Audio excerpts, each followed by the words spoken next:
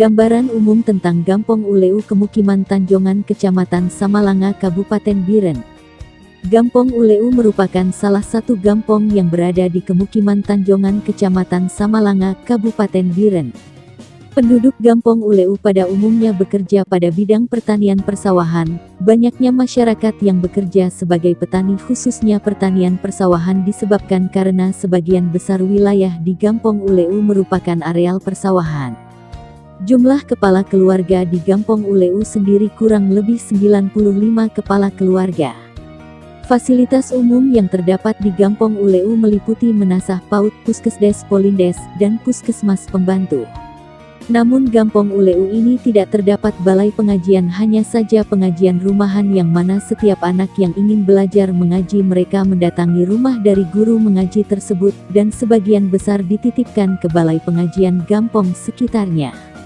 Masyarakat Gampong Uleu rata-rata menyelesaikan pendidikan hanya sampai tingkat sekolah menengah atas. Selain itu, keadaan ekonomi yang kurang memadai merupakan penyebab dari banyaknya anak-anak yang tidak melanjutkan pendidikan sampai ke tingkat perguruan tinggi. Kebanyakan dari masyarakat Gampong Uleu bekerja sebagai petani dan hanya beberapa orang saja yang bekerja sebagai PNS dan berwirausaha.